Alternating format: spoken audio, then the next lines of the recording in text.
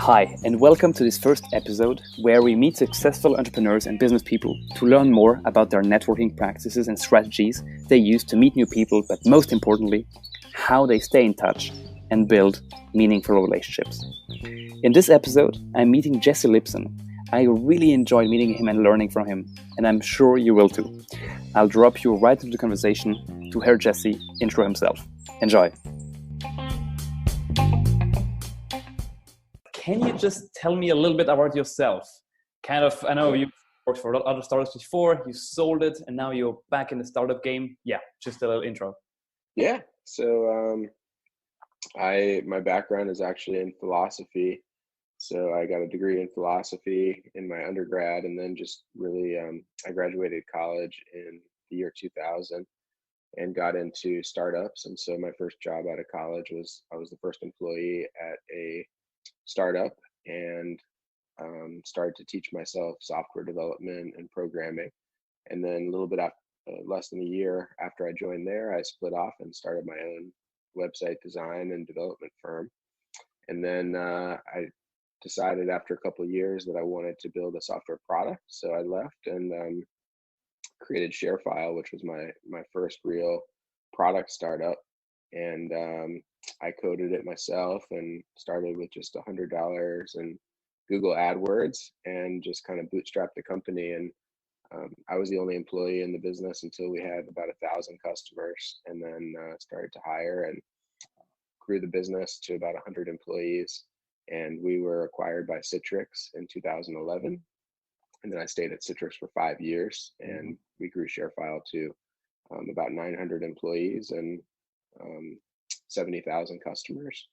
And then I kind of got the itch again to get back into startups. And so I left in 2017 to start this new business, Levitate, which is a software product that helps relationship-based businesses do a better job staying in touch in an authentic and personal way. Absolutely. And obviously, I'm a user myself. So let's get into the networking topic. Yeah. The goal of this chat is to understand what networking is in your eyes. Obviously, you have succeeded in many ways, and now you're building a product to actually help people to network in a sense. Yep. What does networking actually mean to you? For most people, it's just like, going to these weird like networking events in cities where they get sold some ML like weird stuff. What's it to you? Yeah. I mean, it's interesting because I don't really consider myself a natural networker.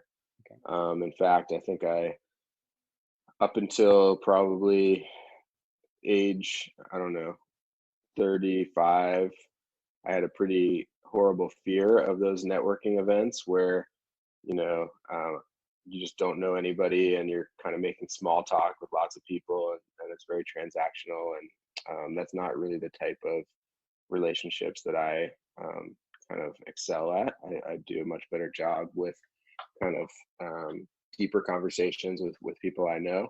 And so I always had just a fear of those events. I kind of had to get over that fear when I was at Citrix because I was in an executive role there, and I was just forced to do that. Mm-hmm. And I kind of built up a way to handle those kind of events. But for me, I don't really like to use the term networking because I think it has a lot of negative connotations to it, as it kind of feels like very selfish and transactional. Like I want to get something from you, and so I'm kind of searching around to see if I can sell something to you or you can be helpful to me in some way. So I really like to focus a lot more on just relationships and building relationships. And I think that, so to me, the way that I do networking is more by trying to just be a good person and be helpful and keep up relationships and be open to meeting new people and helping new people. On your on Levitate's landing page, it says grow your business by staying top of mind. What does that mean? Yeah. So one of the things that I noticed about a lot of businesses, services businesses, so companies like law firms and accounting firms and marketing firms was the way that they really grow is through referrals and word of mouth. And so, like, say, for example, an insurance agency, nobody wants to have an insurance agent come up to them at a networking event and say, like, hey, you know, can I check your coverage? How about I sell you some insurance? You need a much more kind of soft sell, natural approach. And I think the way that you accomplish it is by just doing a good job keeping in touch and in an authentic way. So I can say, like, you know, just, hey Nathan, how are things going? And just remember some key details about what you told me last time and your interests and your hobbies and significant others. And then you'll just remember me. And if there comes a time where you're not happy with your insurance agent, then maybe you'll think about me as somebody to call. And so, you know, my kind of theory about what's most effective is just staying top of mind rather than taking a really kind of transactional sales approach. It's kind of like, I guess, the same thing as you think about relationships and dating. You know, if you walk around the room and are just, you know, immediately asking strangers to go out on a date, you're probably going to be a lot less successful than if you kind of build a relationship over time and kind of build trust. And so that's what it means to me. And I think research shows that people do business with other people who they trust and also who are just at the top of their mind. And so you may have a good friend from a long time ago who is a real estate agent, but if they haven't been in touch in a long time, you're more likely to actually refer somebody who you've interacted with recently. And so that's kind of the whole idea behind the product. Cool. And so you gave the example of this insurance guy. And what about you? Like what is the value you get out of staying top of mind? Like, I mean, I guess you're like one of the reasons you're building Levitate is kind of to scratch your own itch. Yeah. So yeah, it's a good question. So, well, partially. So we built Levitate for those types of businesses, like those relationship-based businesses. And actually, you know, I'm not one of those businesses, but I definitely, in kind of coming up with the concept for Levitate, had personal use cases. And I think for me, part of it is I've met a lot of people over time, just being an entrepreneur and kind of a business person in my city, in my area. And so there's probably thousands of people I know. And within that group, there's probably 200-300 people that I really would like to stay in touch with. And I can't totally articulate in all cases why. You know, in some cases, maybe they could be a customer of Levitate, but in other cases, I just know it's beneficial. If they know what I'm up to and, you know, I keep them up to date with what's going on with me, maybe they'll refer me an employee, maybe they will refer me to somebody else they know, maybe I'll just talk to them more often and I'll learn something from the interaction with them because they're, you know, a valuable person in my network. And I definitely experienced, kind of as I've built my own network and gotten to know a lot of people, it becomes harder and harder for me to remember key facts like their significant others' names, their pets' names, their kids, their hobbies. You know, we have a conversation and then it just kind of goes in one ear and out the other if I don't have a good place to record it. And I didn't really have that problem kind of when I was fresh out of school because I didn't know that many people. And then, but in Citrix, I mean, we had like 10,000 employees just at our own company. And I think what I noticed is that our mind's ability to scale kind of creating and maintaining authentic relationships is not as kind of large as the world that we live in today. And so the people that we meet and the network that we build has exceeded our mind's kind of natural capacity for being able to remember to keep in touch and remember those key facts. And so I realized that, you know, a software system would be something I would love to have to kind of complement my own brain and help me stay in touch with the people I really want to stay in touch with. That's the next question. Like, so LinkedIn gives me this feeling that kind of my network is the people I'm connected with on LinkedIn. But then, so you said the people you actually want to stay in touch with. How do you define your network? Who actually like? Is there a difference between all the people you know, the people you want to stay in touch with, your LinkedIn network, like kind of? Yeah. There's definitely some overlap, but they're different. And so what I've found with LinkedIn personally is I have probably a few thousand connections on LinkedIn. Wow, yeah. And a lot of them were, people I've met over time. And then I try not to accept LinkedIn connections for people that I don't know, except in some kind of rare exceptions.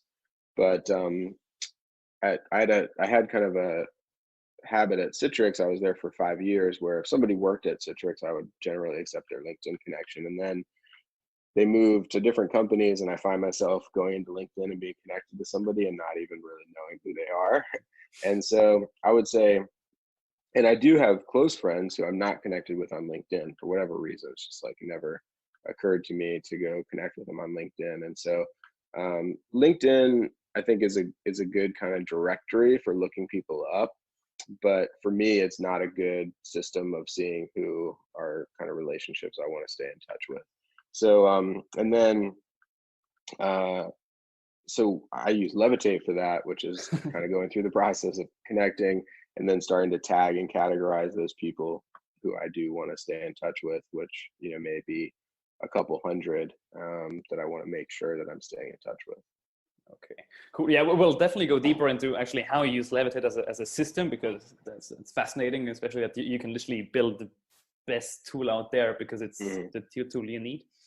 Okay, so yeah, so at some point you started to realize that you need to stay in touch with people because you might get value out of this down the line. You can also add value to other people. And like, how were you doing this before Levitate? Is it kind of with Levitate that all this impulse, like it all like got into place? Or yeah, before Levitate, I was just kind of keeping it in my head for the most part, and not doing so the you were best not job. one of those spreadsheet guys? No, it was never kind of critical enough for me to like networking was never really part of my job, and so it was never critical enough for me that I needed to create a system to do it. So I would just kind of do my best and kind of keep things in my head. So interestingly, like for Levitate, for a lot of our customers, it is their core business. So if you're a realtor or insurance agent, you got to be keeping in touch to make sales. Since I've been in the software business, that wasn't really as critical for me. It was more just something I felt I didn't do a great job of, and I wasn't about to try to like buy a CRM or something like that to deal with the issue, because it was just way too cumbersome for me to use something like that. So there's kind of also like these two things. On one side, you want to stay in touch with your professional network, and that's like most of your clients and users at Levitate. But then there's also like kind of this personal network. If we try to now like go deeper and actually like in some strategies, like, do you have strategies for both, or do you actually only focus on the professional part? Or I have strategies for both. I mean, I think that one of the kind of hypotheses I had when I decided to build Levitate was that there's a lot more of a gray area between personal contacts and professional contacts than there ever has been. And kind of the world of work has changed, and especially with millennials, they see a lot kind of more of a gray line between the two, and they're friends with people they work with, and then especially in some of these services businesses like insurance and real estate and legal, somebody can be your friend, and they can be they could still be a client of yours down the line, or they can refer you. And so I don't really see a sharp distinction between the two. So the way I look at my own kind of keep in touch contacts and Levitate is really a mix. And there's certainly a lot of people who I worked with for quite a while, and now I consider them to be, good friends. And then there's others that are friends that, there's opportunities to work with as well. What about channels? I mean, nowadays there are just so many different communication channels. Yeah. Have you on purpose decided to like cut some off, or like to use all of them? Like, yeah, how do you communicate? Yeah. I mean, and we had some questions, from prospects and customers of Levitate, because Levitate does not require you to communicate by email, but to use some of the tools that make it more efficient. Email is kind of the way that you can reach out to, say, multiple people at once using Levitate. And I still feel that email is, for me, the best channel for communicating, especially professionally.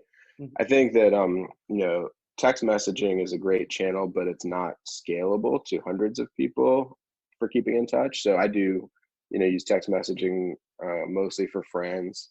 But the problem I find with text messaging is if I'm communicating with like multiple friends and then trying to set up times to meet and things like that, it doesn't have the same kind of management tools that my inbox does. So if I don't get to it right away, then I've completely forgotten it and I'll probably never get back to them. And I've certainly had situations where I am due to meet with sorry about that, a dog here. Let me see here. This is the result of coronavirus mandatory work from home. Sorry. I know. Yeah. So I've definitely run into situations where I have a friend text me and say like, "Hey, I'm here at the coffee shop. Where are you?" And I just completely forgot to put it on my calendar because I live by my calendar, and so I find it's not a scalable tool, so I use that kind of sparingly with friends and family. And then for me, phone calls for me are just I also use those very sparingly. Good luck if you call me getting me to answer the phone, because it's just I think I'm like a lot of people in my age group where if I get an unplanned phone call, I'm very unlikely to answer it, and I kind of expect the same for people that I call. So it kind of defaults back to email. It's not perfect, but it's the best in a set of imperfect ways of communicating. So that's kind of how I look at it. Cool. And so now that we kind of have this overview and understanding of like your network, how you communicate, so how do you actually stay in touch? Do you like scroll through your contacts once a month, or I guess Levitate is helping? I know you have this cool feature where you can send emails and you actually kind of advise on what to send. Yeah. So I think there's kind of, with Levitate, there's kind of two levels of sophistication. One is you can mark people for keep in touch, and I've done that. And I kind of scroll through the ones that I haven't been in touch with for a while based on my email and meeting history. And sometimes I still kind of use my discretion and realize, well, I haven't been in touch with them for a while, but I don't really feel like I need to reach out to them. So that's one level. The other level is, I think the ideal level to kind of like the black belt in Levitate is, and in keeping in touch in general, is not just waiting till, hey, it's been 6 months since I've been in touch with Nathan, so I'm going to reach out.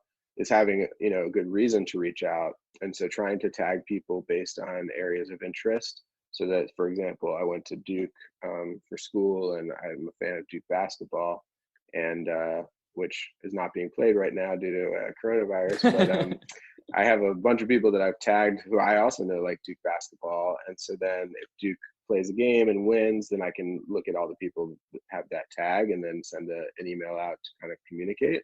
And so I think that's the most ideal, is trying to use tagging to make sure that maybe when you meet with somebody that is a joint contact, or there's something that's interesting that happens in the world, say if I know somebody's an entrepreneur, or I know somebody is interested in a certain thing, that then I can search and Levitate, remember those people, and then reach out to them kind of in context. And so I think that is the most ideal, and I try to do that as much as I can. But then sometimes I just kind of scroll through and look at the people who I haven't been in touch with in 6 months, who I marked as being people that I wanted to keep in touch with, and then pick a few of those and just kind of reach out. Got it. Like the sports example is great. Like, do you have any others? Because I'm thinking, so sports obviously makes sense, like when your team wins or so, but like there are only so many connections that actually that likes the same sport you do. Have you seen any like other kind of ways to use this strategy? Yeah, I mean, I think any hobbies. So you can have like, for example, I like to play chess, and so I'm not that into it that I closely follow every the world championships and stuff like that. But just another example, if you know somebody who really is a big kind of chess player, that can be good. The other thing that I can do sometimes is vacations, and like if I know somebody I do kiteboard as well, and so if I know people like kiteboarding, then if I go on a vacation and do some kiteboarding, I can kind of share some pictures with them, or something that they've expressed joint interest in. But also just wine, or anything that I think I think it's best if it's a joint hobby, because it's a little bit less authentic if let's say I know that you like ice skating or something and I don't like it. I could probably find ways to keep in touch by searching for ice skating news and reaching out to you, but it's most ideal if it's something that we both have an interest in, that I'm coming across a really cool article naturally. So yeah, there's a lot of examples, I think, based on, but hobbies are a great way to trigger that. And then kind of what do you, because obviously you mentioned that you want it to be scalable, and it needs to like, I know you have this like feature where you can send like many emails. Do you then have kind of a tag and you email all of the people who are fans of something? Yeah, exactly. So the way Levitate works, you can tag something, and then send what we call a group email. So you start with a certain template saying like, hey, did you see Duke played UNC last night, and what an incredible win. And then you can go through each one individually and slightly customize it, which is what I would like to do. So I would say in that example, pick everybody who's Duke basketball, create a template of the basic message, and then click each person and maybe add a sentence, to spend maybe 30 seconds or a minute on each one, customizing it and then sending it out. And I think that's where it really has the most power, is spending that, say, 30 seconds to a minute to customize it. You can kind of get the combination of, in a half hour, you can reach out to 30 people in a very authentic and personal way. And it's kind of the best mix between being scalable and authentic, which makes a lot of sense. Yeah. Before, you were mentioning actually like reminding stuff about people, their pet's name and this kind of stuff. Is it because, so you found that actually remembering those things and telling them about it is a good way to build connections? Like, how do you use these like, do you save them as notes? Do you we have this concept called key facts, and the idea is they're kind of like bullet points to remember basic details like kids' names, whatever, hobbies, that kind of thing. And so I use it in a couple ways. One is as a good reminder, like if I forgot their wife's name, then when I am doing a keep in touch, I can ask them how that person is doing. But then also for in-person interactions, like before I'm getting ready to meet with somebody, I can quickly pull their profile just to keep that on the top of my mind. And if I hadn't have written it down, I would probably not have been able to remember it. But I think, one of the principles of Levitate is, or just of relationships in general, is if you imagine a really important, let's say you met a really important or famous person, like, the president of the United States or whatever. If they told you, you would remember almost everything about the interaction and what they said to you. And if they gave you, a name or something like that, or they told you their birthday, like you would remember that.